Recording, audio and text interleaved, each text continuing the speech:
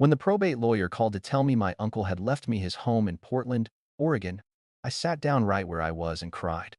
Not because of the money, not because of the house, but because Uncle Ray was the only person in my entire family who ever believed in me. He saw past my screw-ups, past my unstable jobs, past the years I felt invisible. He always said, "Kid, you're rough stone. All you need is time to sharpen." Hearing he thought enough of me to leave me his home felt like gaining back a piece of him I wasn't ready to lose. I didn't know then that the house he gifted me was already being treated like a prize someone else had claimed in secret. The very next morning, I drove across town with trembling hands and a bouquet of lilies his favorite. I imagined the quiet porch he used to sit on, sipping coffee and waving at neighbors. I imagined placing the flowers on the steps as a small thank you, a small goodbye. But when I pulled into the neighborhood, my heart stopped. Three unfamiliar cars were in the driveway. Children's bikes lay scattered across the yard, like confetti. Someone had hung a wind chime on the porch that wasn't his. And worst of all, the stamp. Windows were open, and loud music blasted from inside like it was the middle of a block party.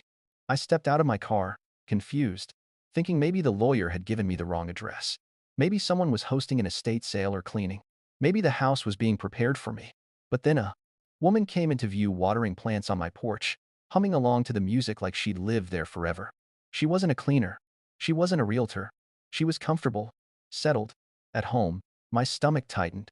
I walked up the steps cautiously and said, "Hi, is this 418 Woodhaven?" She looked at me with confusion at first, then suspicion, then something colder. And that coldness told me everything before she even opened her mouth. "You must be lost," she said, crossing her arms slowly. "This house is taken." Her tone wasn't confused, it was defensive, possessive, like she was warning me off her territory. The music behind her thumped louder, voices laughing inside what was supposed to be an empty home. I shook my head and tried to keep my voice steady. "It's not taken," I said. "This is my uncle's house." She didn't blink. Instead, she set her watering can down, narrowed her eyes, and replied, "Sweetheart, people already live here." And the way she said it made it clear she wasn't planning to leave. My chest tightened as I took another step toward the door. "My uncle passed away last month," I explained. "This house was left to me." She raised an eyebrow, unimpressed, and looked me up and down like I was trying to scam her. "Funny," she said, "because he told us we could stay as long as we wanted. Family sticks together. Family."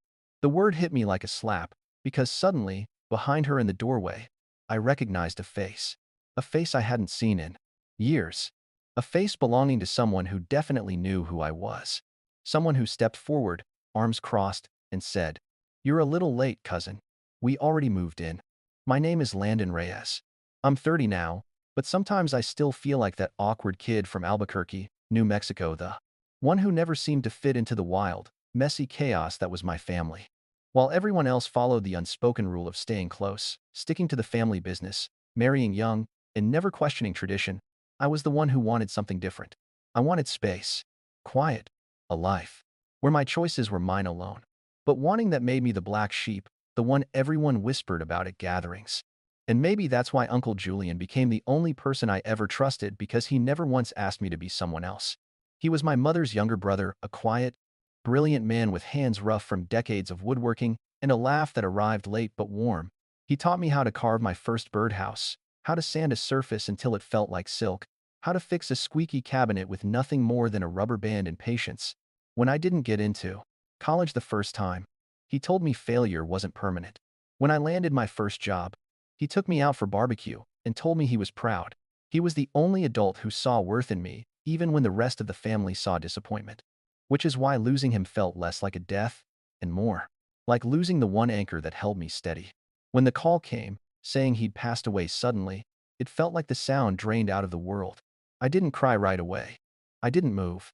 I just sat there replaying every conversation we'd had, every time he told me, "Kid, you've got more in you than they'll ever admit." I hadn't spoken to him in 2 weeks. I was planning to call him that weekend. Grief has a way of making you wish for more time, even when you know time doesn't bargain. When the probate lawyer said Uncle Julian left me his home, the place that smelled like cedar and coffee and sawdust, I thought maybe I could hold on to a part of him. But I didn't know the house carried secrets of its own. I moved to Portland for work a few years back. The shift felt right: rain instead of desert, green instead of dust, calm instead of noise. I thought having my uncle's home nearby would be grounding, maybe even healing. A place to breathe again. A place to rebuild. A place where the shadows of my childhood couldn't reach me. He trusted me with that home for a reason, I thought. Maybe he wanted me to have the stability he always wished I'd found earlier in life. But, standing on that porch facing people who had already taken what wasn't theirs, I realized trust doesn't protect you from family. Because the people who had moved into my house, before I even had the keys, weren't strangers. They were cousins I grew up with. Cousins who always treated me like an ass. Outsider. Cousins who believed the family legacy belonged to them, no matter what the will said. And the moment I saw them standing in my uncle's doorway, I knew one thing with absolute certainty. They weren't there by accident. They were there because someone planned it. I walked up the porch steps, each one creaking under my shoes like the house itself was warning me something was wrong. I knocked on the door, trying to steady my breath, hoping irrationally that maybe this was all a misunderstanding. Maybe someone was house-sitting. Maybe there was a temporary arrangement my uncle had forgotten to mention. But when the door swung open, all those hopeful explanations died in my throat. My cousin Maria stood there, arms crossed tightly, lips pressed into a thin, confrontational line. She didn't look surprised to see me, if anything. She looked annoyed, like I was the one trespassing. And that expression told me she already knew exactly why I was there. Behind her, the house was a whirlwind of activity. 4 relatives, people who barely spoke to Uncle Julian when he was alive, were hauling boxes through the living room. Someone dragged a sofa across the hardwood floor, leaving scratches he would have hated. Another person was unpacking pots and pans in the kitchen like they'd lived there for years. I felt my stomach twist. I had expected grief. Maybe dust sheets, not an entire family moving their lives inside mine. Before I could speak, Maria leaned against the doorframe and said casually, "We moved in a few days ago." The way she said it made my skin crawl, like this wasn't intrusion, but entitlement. I swallowed hard. "Moved in?" I repeated, trying not to let my voice crack. "Why?" She lifted her chin, her tone sharp and rehearsed. "To keep the house in the family," she said, as if reading from a script someone had drilled into her. "It's what Grandpa would have wanted." Behind her, another cousin Rico nodded without looking at me, too focused on setting up a new TV. These were the same people who never visited Julian unless there was free food involved. The same people who never checked on him when he got sick. The same ones who mocked him for being strange or too quiet. And now they were acting like protectors of his legacy. I clenched my jaw. "The will named me," I said firmly. "This house is mine." For a split second, Maria's eyes flickered a flash of irritation, or maybe guilt, but then she laughed. A long, dismissive, condescending laugh that echoed through the doorway. "Wills can be wrong," she said. "Lawyers can make mistakes. Grandpa always said he wanted all of us to stay connected." Her words hit me like a slap. Grandpa? He'd been dead for nearly a decade. Bringing him up was a manipulation tactic. I recognized instantly something my cousins had perfected over years of dodging accountability. But the way she smirked afterward made me realize she wasn't just bending the truth, she was rewriting it. Inside the house, children ran through the hallways, screaming and playing like it was their personal playground. One kid bounced a rubber ball against the living room wall, my uncle's living room wall, without a shred of respect. Boxes were piled everywhere, half open, spilling clothes and toys across the floor. The walls already had smudge marks. The kitchen counters were sticky. The air smelled like microwave leftovers instead of cedar and coffee. My inheritance, my uncle's home, the place he had lovingly built and cared for, had been transformed into someone else's chaotic vacation spot. And standing there, surrounded by noise and trespassers, I realized something far darker. They didn't move in because they needed the house. They moved in because they were afraid I would take it from them first. The next morning, I returned with the probate paperwork, in hand documents proving, in legal ink, that the house belonged to me. I rehearsed what I'd say, practiced keeping my voice calm, tried to convince myself this confrontation would settle everything. But when I walked up the driveway, something immediately felt wrong. The front gate, which used to swing freely, now had a freshly installed padlock. And hanging right beside it, taped neatly to the wood, was a bright red sign. "No trespassing." The worst part? The signature at the bottom read, "Property of the Ray's family." They hadn't just moved in, they were fortifying. My heart pounded as I checked the front door next. The lock was new, shiny, recently drilled in. They had changed the hardware overnight, less than 12 hours after I confronted them. I knocked anyway, hoping for reason, hoping for some attempt at honesty. But instead of my cousins answering, all I heard was the muffled thump of footsteps inside. And then silence. They were avoiding me, hiding, pretending the legal owner of the home was some stranger at the door. And in that silence, I realized they weren't scared of being caught. They were confident someone powerful had their back. As I stood there, gripping the paperwork, my phone buzzed. It was my mother. She rarely called unless someone was getting married or buried, so hearing her voice now felt like another alarm bell. "Landon," she sighed, without even saying hello, "don't make a scene." I blinked, stunned. "A scene?" I echoed. "Mom." They broke into Julian's house. They changed the locks. Instead of shock or outrage, she gave a gentle TSK. "Let your cousins stay until they figure things out," she said. "They're going through a lot." Going through a lot? My uncle had passed away, not theirs. But somehow, I was the one expected to sacrifice. I stared at the house, at the curtains twitching slightly as someone peeked out before vanishing again. "Figure what out?" I asked my mother, struggling to stay calm. "They've been there 4 days. They barely even knew Julian." She hesitated before answering, a tightness in her voice I didn't recognize. "It's just for now," she insisted. "Family should support each other. You don't need the house immediately, do you?" That sentence made my chest tighten. It wasn't concern. It was dismissal. A familiar dismissal I had spent a lifetime breaking away from. My cousins weren't acting on impulse. They weren't confused. They weren't grieving. They were planting roots fast, as if they had been told, encouraged, that the house was theirs to claim. It didn't make sense until I remembered how Maria talked at the door, how confidently she referenced Grandpa, how easily she dismissed a legal will. Someone was feeding them a narrative, one that made them believe they were entitled to Julian's home. I stepped back from the porch and looked around the property, suddenly noticing things I hadn't before.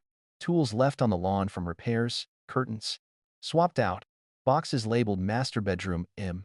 They weren't staying temporarily. They were dividing rooms, claiming furniture, settling arguments about who got which space. This wasn't a misunderstanding. It was a takeover. And then it hit me with the force of a gut punch. This wasn't spontaneous family chaos. Someone didn't want me to have what Julian left me, someone who had something to gain if I walked away. The tension had been building for days by the time the next probate meeting arrived. I walked into the courthouse with my documents neatly organized, ready to prove again that Uncle Julian had left the house solely to me. I expected the hearing to be straightforward, maybe even short.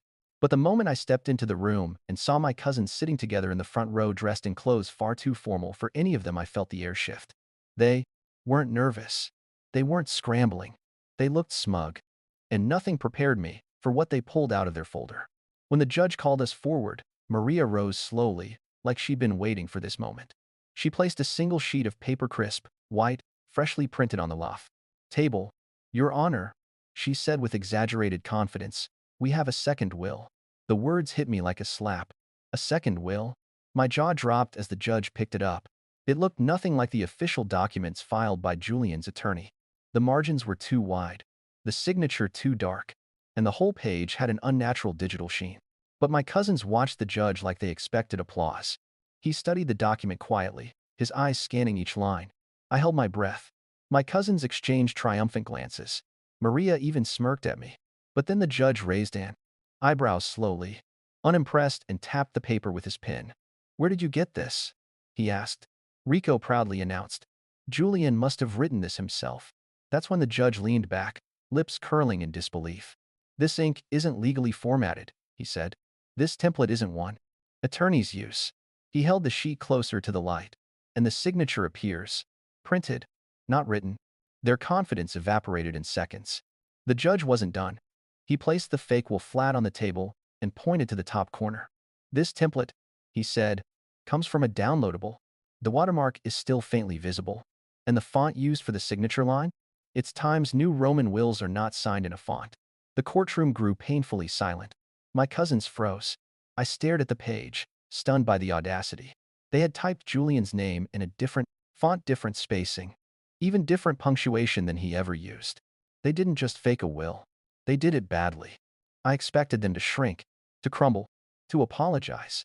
Instead, Maria squared her shoulders and said, "It still honors Grandpa's wishes." The judge blinked slowly. "Your high-pay grandfather," he said carefully, "has been dead for nearly a decade. But Maria kept going, voice shaking with desperation. Family property should stay in the family. Landon doesn't deserve it just because Julian wrote his name once. Her words echoed across the room, each one exposing the real issue. They didn't care about legal rights. They cared about entitlement. But then came the part that felt like a punch straight to the ribs. At the bottom of the forged document, beneath the typed signature, were two witness lines. One was blank. The other had a name, scribbled in rushed handwriting. A name I recognized instantly. My heart dropped into my stomach when the judge read it aloud. Witness: Elena Reyes. My mother. There it was in black ink. My own mother had signed their fake, while stood behind their lies stood against me. My chest tightened, heat rising up my spine. The judge slid the document aside with disgust, but the damage wasn't just legal anymore. It was personal, deep, family deep. And as the hearing ended, I realized something devastating. If my mother was willing to sign a forged will, then someone had convinced her I didn't deserve the house at all. I drove straight to my mother's house after the probate meeting, anger simmering so hot my hands shook on the steering wheel. I didn't knock. I didn't wait. I walked inside and asked her the question that had been pounding in my head since the judge read her name aloud. Why did you sign it? My voice cracked in a way I hated. My mother didn't even pretend not to know what I meant. She sat down slowly at the kitchen table, shoulders sagging not with guilt, but with exhaustion, as if she were the victim. And when she finally spoke, her words cut deeper than the forged signature ever could. She said the quiet part out loud. The part the rest of my family always hinted at but never dared say directly. Your uncle was too attached to you, she murmured. It made the others uncomfortable. My heart stuttered. Too attached? Uncomfortable? She continued, explaining how my cousins had always resented the bond Julian and I shared. How they didn't like that he taught me woodworking, confided in me, invited me over more often than them. They felt ignored, she said, looking away. They felt you took advantage of him. Hearing that felt like discovering the betrayal wasn't new. It had been brewing for years behind closed doors. I sat down across from her, trying to understand how helping an elderly man with chores or listening to his stories could be twisted into manipulation. He was the only person in the family who cared about me, I said quietly. She sighed, as if that statement was inconvenient, as if affection itself needed to be rationed. Your uncle didn't understand fairness, she replied. He didn't think about the others' needs. The more she spoke, the more the room seemed to shrink. Fairness, in their eyes, didn't mean honesty. It meant equal entitlement, earned or not. Then she looked me in the eyes and said something I'll never forget. You're single. They have kids. Why should you get a whole house? My breath caught in my throat. Her voice wasn't angry, it was matter of fact, like she was explaining basic math, as if the fact that I didn't have children meant I didn't deserve stability, inheritance, or even recognition. As if worthiness was decided by how many mouths you fed. That line wasn't just insulting, it was revealing. Because suddenly, it made sense why no one had defended me during the chaos. They never believed I deserved anything in the first place. I clenched my jaw to keep myself from shouting. Because Julian chose me, I said firmly. Because he trusted me with something he built. My mother's lips tightened. She didn't deny it. She didn't argue the will. She simply shrugged. Like Julian's choice was a mistake she had every right to correct. He should have left it to someone who needed it more. She muttered. Needed. As if emotional closeness didn't matter. As if my years helping him, visiting him, caring about him meant nothing. Their grievance wasn't about need. It was about control. In my family, love wasn't something cherished, it was something redistributed. If one person received more affection, more time, more trust, the others found a way to claw it back. They treated emotions like inheritances, relationships like property, and Julian, choosing me over them, had been the ultimate theft in their eyes. But just when I thought I'd heard the worst of it, my mother added one more sentence, soft, almost gentle. You were never supposed to get anything, Landon. We all agreed on that years ago. I wasn't planning to drive past the house that night. I told myself I needed distance, that seeing what my cousins were doing to Julian's home only reopened wounds I was struggling to close. But grief is a strange magnet. It pulls you toward pain even when you know it will hurt. So I found myself turning onto Woodhaven Street, headlights washing over the familiar fence, expecting to see a quiet, dark house. Instead, I saw motion, shadows, lights, silhouettes. The closer I got, the more my heart began to hammer. Because my uncle's house wasn't quiet at all, it looked like a festival. Cars lined both sides of the street. Not three, not four, but nearly 15 vehicles crammed every legal and illegal spot within a block. Music blasted so loud the sidewalk vibrated beneath my feet when I stepped out of my car. When I looked toward the yard, my breath caught in my throat. Dozens of people, strangers, teenagers, old, friends of my cousins were crowded on the porch, laughing, drinking, leaning against the railing like it belonged to them. Smoke from a barbecue grill curled upward, thick and greasy, coating the house in a haze it had never known.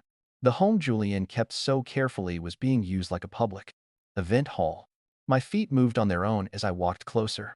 People I'd never seen before lounged on the porch swing Julian built by hand. A group of cousins' friends were eating ribs on the steps, sauce dripping onto the wood Julian once polished himself. Someone had dragged portable speakers out of the living room and set them up in the yard. The lawn where Julian used to trim roses was trampled with footprints and beer bottles. Everywhere I looked, the memories he entrusted to me were being drowned out by noise, music, and cheap liquor. And yet no one inside that party seemed to feel the weight of the disrespect. Then I saw it, the thing that made my knees go weak. Julian's workshop sign. The wooden plaque he carved himself decades ago. The one that hung above the backyard shed like a proud banner. He'd burned his signature into the corner with a pyrography pen. It used to read, Julian's woodshop craft with care. But now, someone had spray painted over it. Bright neon graffiti splashed across the wood, obliterating his name as if he never existed. I forced myself inside, weaving through dancing bodies and spilled drinks. The furniture was rearranged beyond recognition. His framed photos of projects, of fishing trips, of sunsets he loved were shoved in a box near the fireplace, replaced by LED lights and party decorations. A cousin I barely knew was sitting in his recliner, scrolling through her phone with her feet up like she owned the place. The hallway rug was stained. The kitchen counters were sticky. Loud laughter echoed through the house that used to hum with calm. And in that moment, it didn't feel like they were erasing me. It felt like they were erasing him. I felt something inside me snap, not out of rage, but out of pure heartbreak. This wasn't about property anymore. It wasn't about inheritance or money or paperwork. It was about the one man who ever saw me, believed in me, guided me, being disrespected by people who barely remembered his birthday. They weren't celebrating his life. They weren't honoring his memory. They were using his home as a free Airbnb with unlimited alcohol and zero consequences. And as the music pounded through the walls, a calm, icy clarity washed over me. This wasn't just a stolen house. It was a stolen legacy. And I realized then that if I didn't fight harder, louder, smarter, I would lose the last piece of Julian I had left. After the chaos of that night, I went home and spread everything across my kitchen table like evidence on a detective's board. Julian's official will, the probate judge's written verification, photos of the illegal occupancy kits, running through hallways, furniture rearranged, trash covering the porch, graffiti on his workshop sign, and finally, the forged will my cousins had printed off a random website, with my mother's shaky signature at the bottom. Every piece felt like a weight pressing against my chest, but together, they formed a truth too solid to ignore. And that truth was stronger than their entitlement. I knew confronting them alone again would only fuel their arrogance. They didn't fear me. They believed the house belonged to them through sheer numbers and volume. So the next morning, after barely sleeping, I drove to the sheriff's office and filed the eviction request with every document attached. The deputy who reviewed the case didn't even blink. "They're not tenants," he said. "They're trespassers." Hearing that word spoken out loud, trespassers, sent a jolt through me. For weeks, they documented him, made me feel like I was the outsider. But legally, morally, factually, they were the ones who didn't belong. 2 days later, the sheriff agreed to accompany me back to the property. I followed behind his patrol car, stomach churning, hands tight on the steering wheel. When we pulled up, the yard looked worse than ever. More cars, more trash, more people, as if they were multiplying, as if the house were a magnet for chaos. The sheriff stepped out, one hand resting casually on his belt, and knocked firmly on the door. Within seconds, the screen door slammed open, and my cousins spilled out onto the porch like hornets from a disturbed nest. It was the first time I'd ever seen them united not by love, but by outrage. Maria barreled forward, finger pointed at me, face red and contorted with fury. "What is this?" she demanded. "You brought the cops? You can't kick out family." The irony stung. They had shut me out, locked me out, lied to me, forged documents to erase me. But now suddenly, Family mattered when it benefited them. The sheriff didn't flinch. He held up the official paperwork and said calmly, "This isn't optional. This is a legal eviction." Gasps erupted behind Maria, but he continued, "You are trespassing." And hearing those words again from someone other than me finally shifted the power. The porch erupted in yelling. Rico shouted that the judge was biased. Another cousin accused me of destroying family unity. Someone else suggested Julian never meant the house for just one person. The excuses poured out like water from a broken pipe, messy, desperate, contradicting each other. They clung to anything that made them feel justified, even as the law flattened every argument. For weeks, they strutted through Julian's home with entitlement in their eyes. But now, panic replaced the smugness. One by one, the sheriff escorted them off the property. Some cried, some cursed, some threatened to fight this in court, even though they'd already lost. Their kids clung to toys they'd unpacked in bedrooms that were never theirs. Bags were thrown into trunks, coolers dumped hastily. The barbecue grill, still stained from the party, was dragged away like a symbol of their defeated takeover. I stood on the sidewalk watching it all happen, feeling something impossible, relief and grief tangled together so tightly I couldn't separate them. Because winning didn't feel like victory, it felt like closure I shouldn't have had to fight for. When the last car pulled away and the sheriff handed me the keys, the house finally fell silent. The porch, once crowded with strangers, now belonged only to the wind. It felt surreal to stand there allowed in, welcomed even where days earlier I had been treated like an intruder. But as I stepped into the empty house, a new chill crept down my spine. Something inside was missing, something I hadn't noticed until the noise was gone. The first thing I did after the sheriff drove away was change the locks again. This time, with my own tools, my own hands, my own keys. The sound of the drill bit grinding into the wood felt oddly therapeutic, like I was carving out the last remnants of their intrusion. When the lock clicked into place, it hit me, for the first time since Julian passed. The house was truly mine. But standing there in the quiet, I couldn't ignore the heaviness in my chest. Because it shouldn't have taken a legal battle for me to enter a home I was gifted out of love. Next came the spray paint. I spent hours scrubbing neon streaks off Julian's workshop sign, sanding the wood with careful strokes, just like he taught me. The vandalism cut deep, not because of the mess, but because it erased his name, his craft, his pride. Every stroke of sandpaper brought back memories, his hands guiding mine, his patient smile, his insistence that every piece of wood remembers the hands that shaped it. As the original grain began to show through again, I felt something loosen inside my chest, until I realized some of the deeper burns could never be fully restored. Inside the workshop, I found his tools scattered everywhere. Hammers tossed into corners, measuring tape rusting on the ground, a chisel bent from being used as a screwdriver by someone who didn't understand it. I spent the entire afternoon cleaning them, oiling the metal, placing each one back where Julian kept it. It felt like straightening the bones of a broken body. The house was a disaster: sticky counters, stained carpet, holes punched in drywall. But every repair felt like stitching my uncle's memory back together. And yet each room I cleaned revealed another layer of disrespect they left behind. When I finally rehung the workshop sign, the yard fell quiet. The wind rustled the trees gently, and for a moment, it felt like Julian was standing beside me, approving, proud. The house still needed work, days of it, weeks even, but it no longer felt invaded. It felt like something I was rebuilding, piece by piece, with purpose. I stepped back, admiring the sign, and whispered, "I've got it from here." But a small part of me still ached, knowing he wasn't here to hear it. My mother stopped speaking to me entirely. Calls went unanswered, messages ignored. At family gatherings, I heard through mutual relatives that she referred to me as heartless and ungrateful, as if reclaiming the home Julian entrusted me with was somehow a betrayal. My cousins went further. They sent threats, petty ones, immature ones, but threats all the same. Anonymous texts, voicemails, full of rage. Stuff scribbled on envelopes and left in my mailbox. They were furious not because they loved Julian, but because they lost what they believed they were owed. Other relatives chimed in too: distant aunts, uncles, people who never visited unless there was food. They called me greedy, selfish, unfair. Family shares. They lectured, despite none of them offering to split their own homes or pay their own dues. Their hypocrisy burned through every word. My grief didn't matter. My work didn't matter. My bond with Julian didn't matter. To them, I had committed the ultimate crime, accepting a gift they wanted for themselves. But deep down, They all knew the truth. They only cared about the house once it became valuable. For weeks, I walked through the halls feeling both victorious and hollow. I had reclaimed the property, repaired the damage, restored the legacy. But something lingered in the air, an unease I couldn't shake. Because as much as my family resented me for winning, someone else had been inside the house before I returned, and not everything was where I left it. I live here now. For the first time, since Julian passed, the house feels like a home instead of a battlefield. In the mornings, I open the windows and let the Oregon air drift through the rooms he once filled with quiet purpose.